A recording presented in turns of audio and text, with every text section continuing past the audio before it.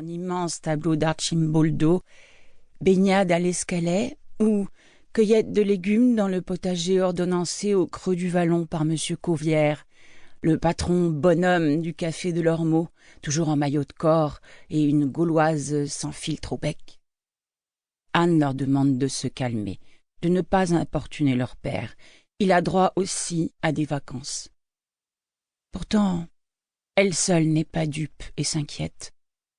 Elle ne s'accommode pas de l'énigmatique lassitude dont son mari, qui a l'allure d'un grand adolescent à peine fini, est la proie depuis quelques semaines, ni de ses lancinantes brûlures abdominales. D'habitude, elle le trouve aussi résistant qu'une fibre de sisal. Elle ne l'a jamais entendu se plaindre. Elle acheté du prince de Hambourg l'a toujours épargné.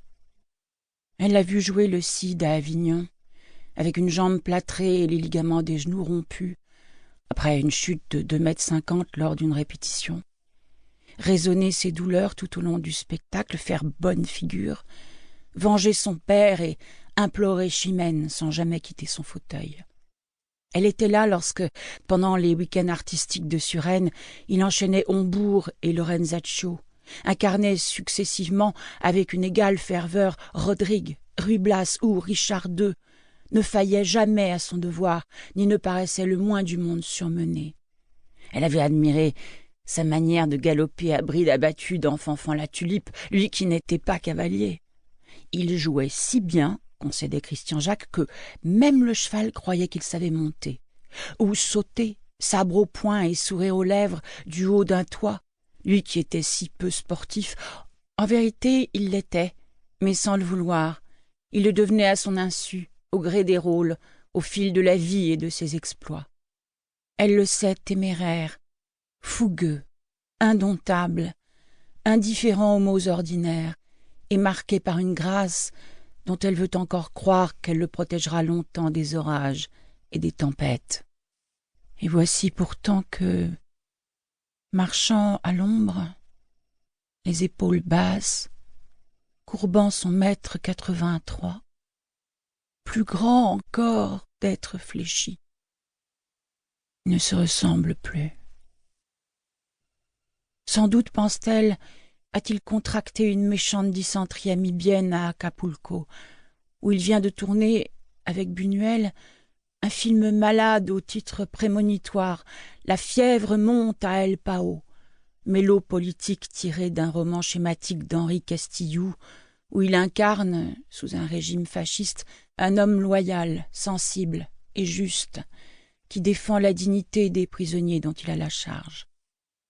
Sans doute n'aurait-il pas dû non plus, retour du Mexique, s'arrêter avec elle à Cuba, où, sans hésiter, il a répondu à l'invitation officielle de Fidel Castro et sacrifié à un rituel plus complice que protocolaire, visite émerveillée d'une usine sucrière moderne, discussion enflammée avec des étudiants galvanisés à l'université de la Havane, dîner et toast à la gloire de la Révolution que l'acteur français a déclaré vouloir servir à sa manière, en incarnant prochainement Raúl Castro, l'ami du Che et le combattant de la Sierra Maestra, dans un grand film épique dont il imagine déjà le scénario édifiant et la diffusion prosélytique.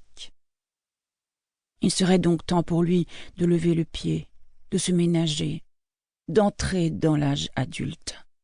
Trop de films, trop de pièces, trop d'engagements militants, trop de désirs d'avenir et pas assez de repos. Plus aucune trace d'insouciance. C'est à peine si, l'année dernière, Anne a eu son homme pour elle, tellement le Frégoli, que Jean Vilar supplie sans cesse d'économiser ses dons, se démultipliait.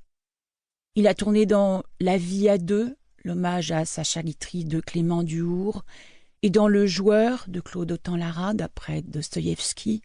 Il a incarné sur tous les écrans de France le peintre Modigliani dans Montparnasse 19 de Jacques Becker. Il a joué Octave dans Les Caprices de Marianne, au Festival d'Avignon, sous la direction de Jean Vilar, mais a été aussi, avec panache, Lorenzo de Médicis et Don Rodrigue lors de la tournée automnale du TNP au Canada Pour continuer à écouter ce livre audio gratuitement, cliquez sur le lien dans la description et vous pourrez l'écouter en entier sans frais grâce à l'essai de 30 jours d'Audible.